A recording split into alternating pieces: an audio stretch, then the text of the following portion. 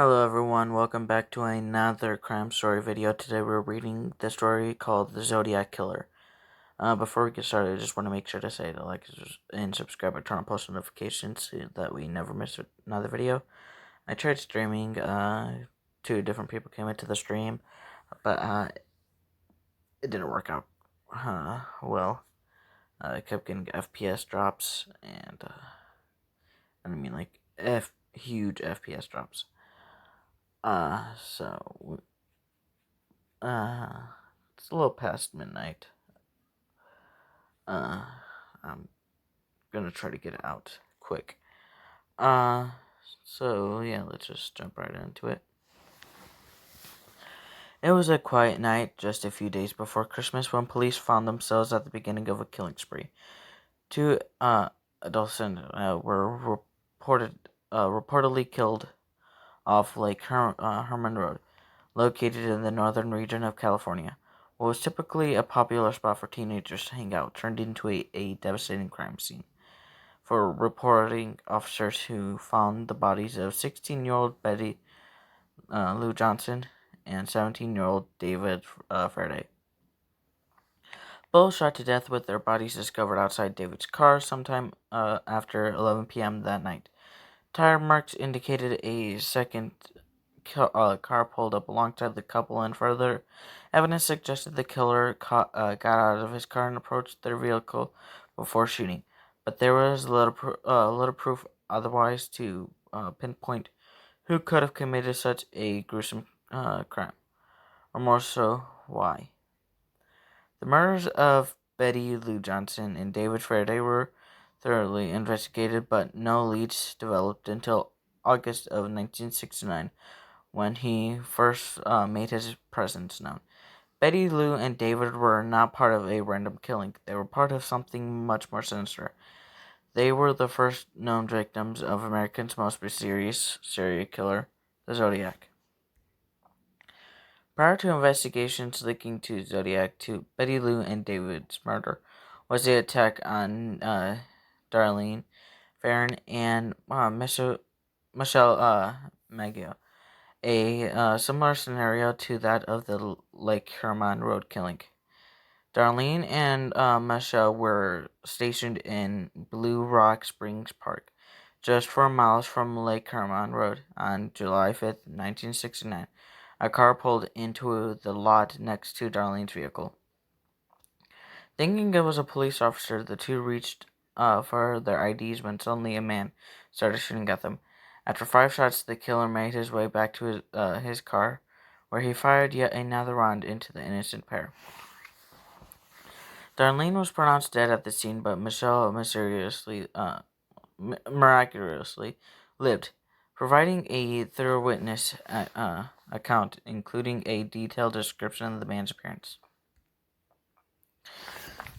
Just 45 minutes after their attack, a call was made to Village Police Department from a payphone inside the park. It was the alleged killer who not only claimed responsibility for Darlene and Michelle, but he claimed the lives of Betty Lou and David, providing details that were never released to the public. Police had their killer on the line, and as a description for Michelle recounting the murder, who to be his in his late 20s, around 5'8", 190 pounds, with short, light brown hair. But the trail went cold until August 1st, 1969, when 3 San Francisco-based news publications received 3 identical letters from all from the Zodiac Killer himself.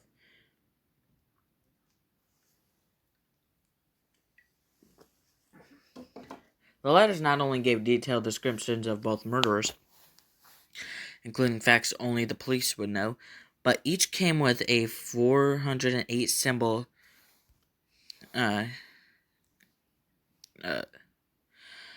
cryptogram designed by Zodiac to plant clues of his real identity. He demanded the papers published his letters, or he would kill again. Media outlets did indicate parent his ciphers and got a hit when a local teacher decoded the first one. It translated to, "I like killing people because it is so much fun. Is more fun than killing wild game in the forest because man is the most dangerous animal of all to kill. So, something gives me the most thrilling experience. It is even given. It is even better than getting your rocks off with a girl. The best part of it is when I die, I will be reborn as a paradise, and they have killed will become my slaves. I will not give you my name because you will try to slow me down or atop my collect dog of slaves for my afterlife."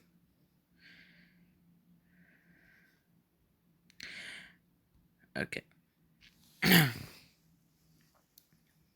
I don't even know what those letters mean. On August 7th, 1969, another letter was received at the San Francisco Examiner. A disappointed Zodiac explained he wasn't happy when that his letter did not make the front page, and provide even more details on the recent homicide. On September 27th, 1969, Zodiac struck again. Brian Hartnell and Celia Shepard were picnicking at Lake Berceo, a small island off Napa country. But the beautiful outing turned into the worst nightmare when a man wearing a black executioner hood approached the couple. He He claimed that he had just escaped prison and needed their car to drive to Mexico. He tied the couple up and introduced them to lay face down on the ground. He then proceeded to viciously stab them both, leaving them for dead. The killer walked to Brian Hartnell's car and drew a circle with a cross through it, a symbol that will soon become his notorious trademark, with a sinister message beneath. A nearby fisherman who heard the screams of Brian and Celia contacted police. Celia sadly succumbed to her injury and died a few days after the attack. Brian survived to recount his harrowing experience, hoping to aid police even further in catching the menacing killer. Unfortunately for Napa County detectives, the local press, and residents of California, this was only the beginning. On October 11th, 1969, a man entered a cab at a busy intersection in San Francisco. Just after turning the corner around Cherry Street, the unsuspecting driver was shot in the head by the passenger. Three teenagers not only heard the shot, but they witnessed a man escape the cab, wipe it down, and walk away as nothing happened. Paul Stein, the innocent cab driver, was found slumped over the front seat in what's known as one of the most famous Zodiac slang. But his death was not in vain, as this murder gave investigators their first real witness describing from not one but three individuals. He was described similar to that of Michael McGow, who was attacked earlier this year. Young white male, late 20s to early 30s, about 5'9", with light brown hair. Their composite sketch, which was created just days later, became the face of Zodiac, and it is still used when describing the the serial killer.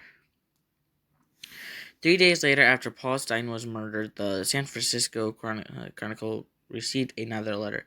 This is the Zodiac speaking. "I'm the murderer of the taxi driver over by Washington Street and Maple Street last night. To prove this, what did it say? Washington Street, Maple Street last night to prove that this here is a blood-stained piece of his shirt. I am the same man who did in the police in the North Bay area. The San Francisco police could have caught me last night if they had searched the park properly. Instead of holding road races with their motorcycles, seeing who could make the most noise.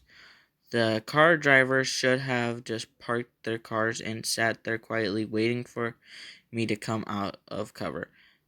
School children make nice targets. I think I shall wipe out a school bus some morning.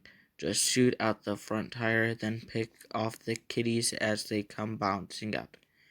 That is terrible. Absolutely terrible. Why would anyone want to do that? Some people make those heads. His chicken scratch writing confessed to the slaying of Palestine and even include a piece of his clothing as further evidence. A week later, he asked an odd favor of the Oakland Police Department.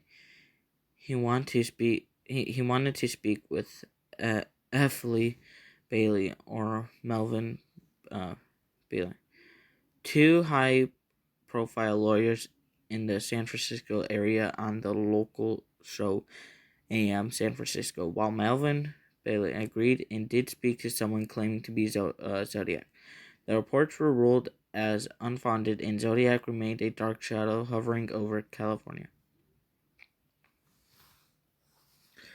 Although the call-in may have been a hoax, his newest cryptogram wasn't. The 340-character cipher was sent to local news media across California. After countless experts studied the code and little help from the public, no one could definitively uncover its true meaning, and the 340-character cipher still remains a mystery to this day. For a few months, all was quiet in the California region with little communication from the Zodiac. However, all that changed on the night of March 22nd, 1970. Catherine Johns was driving on Highway 132 when she noticed a car behind her, honking and flashing their headlights. Caitlin, who was pregnant at the time and traveling with her 10-month-old daughter, pulled off to the side of the road. A man approached the vehicle, explaining that he noticed her right wheel needed to be tightened. She obligated as she offered to fix it. However, when she went to drive off after thanking the kind stranger for their help, the wheel came off entirely, forcing Caitlin and her baby to accept a ride from him to a local gas station, except he never brought them to one. After driving around for over 90 minutes, Caitlin, in realizing her and her child were in danger, jumped out of the car when he stopped in an intersection and hid in the field. Caitlin hitched her way to a local police station where she saw the sketch of Palestine's killer. She informed police it was the same man who had kidnapped her hours earlier. The Zodiac would have eventually confessed to the kidnapping months later, though no one knows for sure if it was indeed him. For the remainder of 1970, the Zodiac continued his letters to the media. In April, he threatened to bomb a bus unless the media printed his letter. If you do not want me to have this blast, you must do two things. Tell everyone about the bus bomb with all the details. I would like to see some nice Zodiac.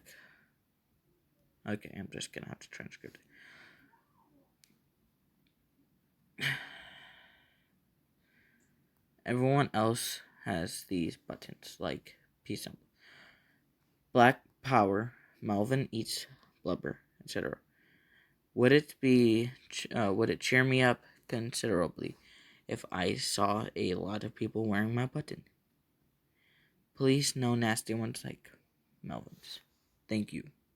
I don't transcript. In June, he continued with another letter and another confession. This is Zodiac speaking. I've become very upset with the people of San Francisco Bay Area. They have not complied with my wishes for them to wear some nice buttons. I promised to punish them if they didn't comply by annihilating a full school bus. But now school is out for the summer, so I punished them in another way. I shot a man sitting in a parked car with a .38.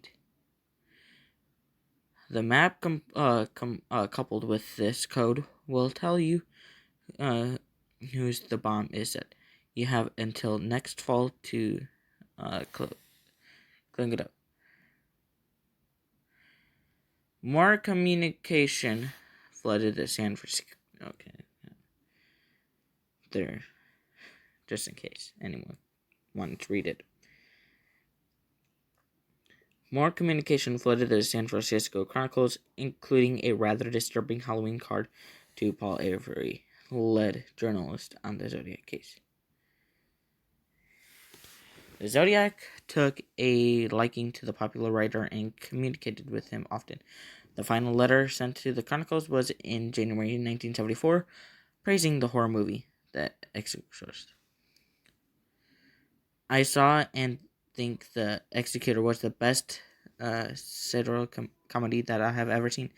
Signing yours truly.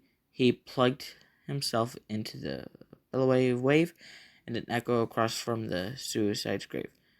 Toda. P.S. If I do not see this note in the paper, I will do something nasty, which you know I'm capable of doing. End of transcript.